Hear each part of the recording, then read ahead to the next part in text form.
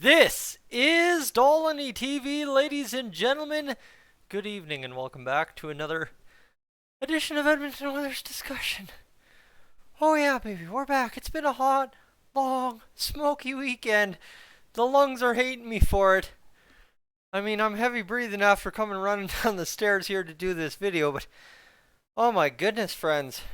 What a weekend it was in Millerville. Let me tell you, a fantastic time at the Chariots, Chucks, and Bulls under the lights, and Millerville put on a great little show there at the MRAS down there just outside of Okotoks. And I mean, quite honestly, if I ever get the opportunity to run a Dolany TV headquarters, it will be in the foothills of Millerville, because that is some gorgeous, gorgeous territory here in Alberta.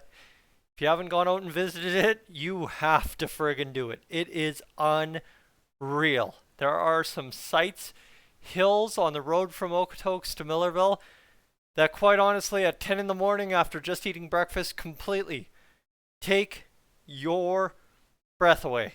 I don't know how else to word it.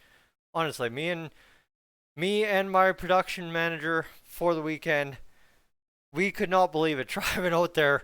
And he had been out there 2 weeks earlier. So, quite honestly, gorgeous, beautiful, fantastic weekend.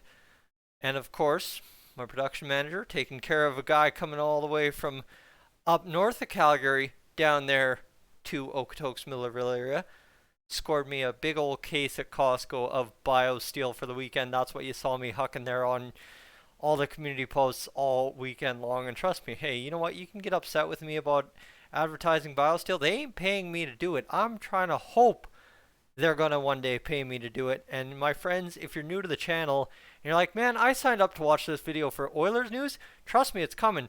But one big thing you could do right now if you're new, consider over the next little bit of Oilers news subscribing to the channel. So here we go. What do we know about the Edmonton Oilers? Well, I believe today it was the Connor McDavid captain skate, or maybe that's tomorrow. Quite honestly, I don't care, because the Oilers are not playing 60 minutes of hockey as of yet. It's not even preseason. It's not even rookie camp. Does not matter to me. I just need to see them in game action. But what we do know is a Twitter thread from Mr. Ryan Rashog today. And this one, coming all the way from practice today, it was captain skate. That's where I read that. Literally in this tweet thread I'm referencing. Gee, Tyson, you are brilliant. Like I said, I'm a little gassed after a weekend in Millerville, so please go easy on me today. However, McDavid likely talking afterwards among others. I'm just reading you the tweet thread, by the way. Couple notes, as others have mentioned, my sense is Oilers are waiting on an answer from Jake Virtanen about a PTO offer. Several other teams in the mix as well, so the Oilers aren't the only team taking a risque chance. Could see an additional PO extended to another forward as well, and there's some work talk. PTO, my friends, I apologize. Continuing to pursue all trade options for Puljujarvi, the most obvious move to clear out some cap space. So we'll cover that in bulletin number 2.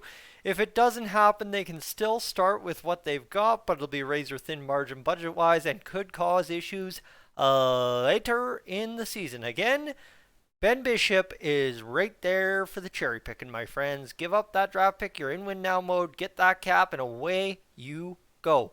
Simple. Easy is as easy does, right? Bang. Don't believe Barrie is a likely trade option at this point. They'll start the year with what they have on the blue line, see how it goes. Pairings feel up in the air as well. May take shape through camp. Don't sense a PTO on D. Glad to be back at it. But then there's Daniel Nugent-Bowman over there at the Athletic. And, you know, I really love this setup. And I know somebody, I think it was Brett, pointed out how much brighter it is in here. It's more bright in here because I added more lighting. Heck yeah. Guy got smart and went and spent $15 on light bulbs. Congratulations, Dolany TV. You just got an upgrade, right? 100%. Anyway, my friends, right, is Daniel Nugent-Bowman tweeted about Mr. Philip Broberg practicing on the right-hand side. Ooh, I got to switch sides of the screen here.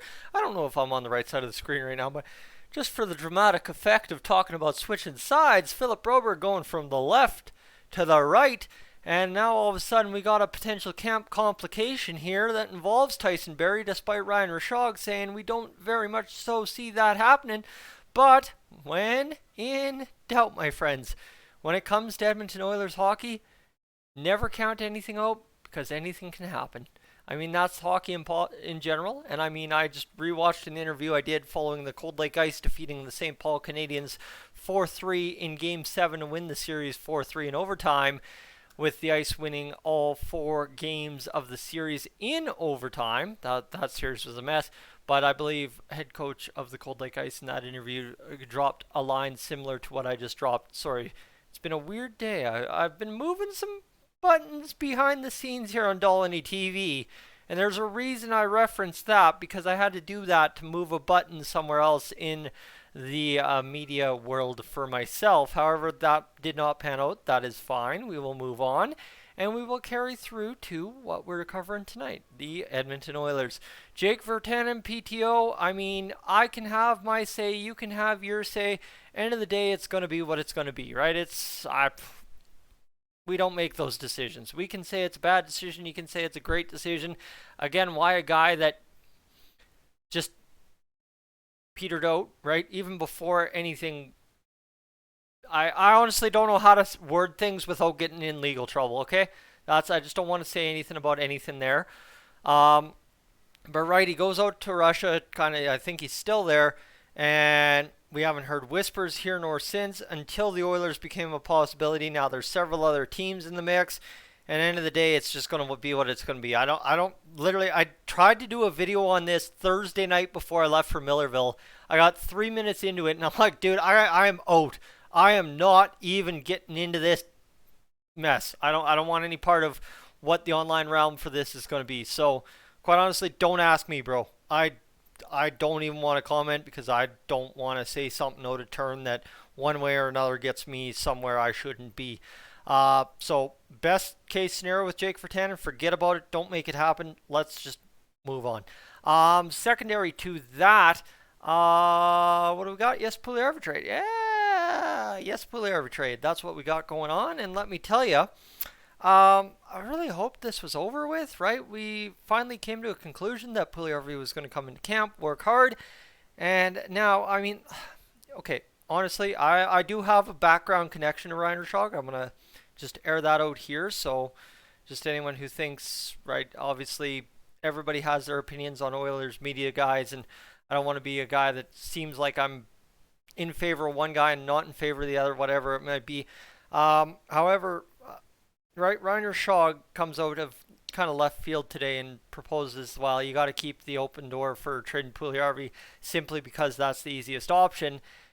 And again, trust me, I was there years ago. Not there anymore because I've seen the light. But with Puljujarvi, that is not the easiest option. You are not getting equal value back no matter what you do. You are literally trading at a loss on a guy who is a plus in your lineup. And the Oilers have done that over the history of the franchise too many times. Ryan Smith, may I add, when they couldn't make salary cap work for him. But quite simply put, friends, like, we gotta find a way to stop looking at the easiest things to point a finger at and say that. You know what I mean? And I mean, sure, I can do that with Tyson Barrie. But again, you look at it, obviously the Oilers have some kind of plan on right-hand D if they're using Philip Broberg at the blue line on the right-hand side. So, again, Puljujarvi, no. Barrie, yes. The one that absolute gets me, trust me, I read the comments, but I don't respond because I don't got time to waste on that anymore. I got a life to live, and I'm quite happy doing it. The one that gets me is everybody's a Tyson Barrie defender now. Dave Manson becomes the Oilers defensive coach, and suddenly everybody is Tyson Barrie's biggest fan in the comments. I dare you to go back to my coverage in 2021 of that half season, that season that started in January that year.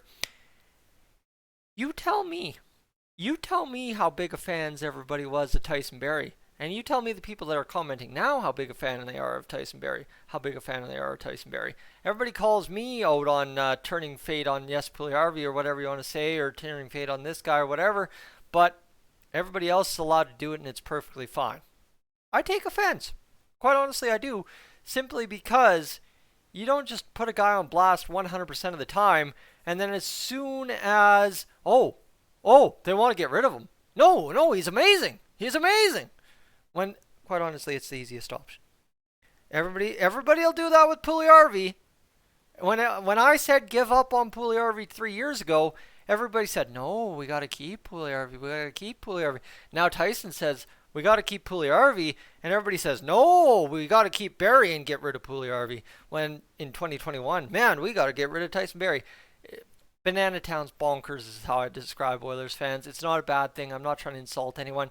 But, friends, we can never make up our minds. It's one of the best things about us. At least the biggest thing we agree on is Connor is a keeper, right? Thank you, please. All right, we're good. All right.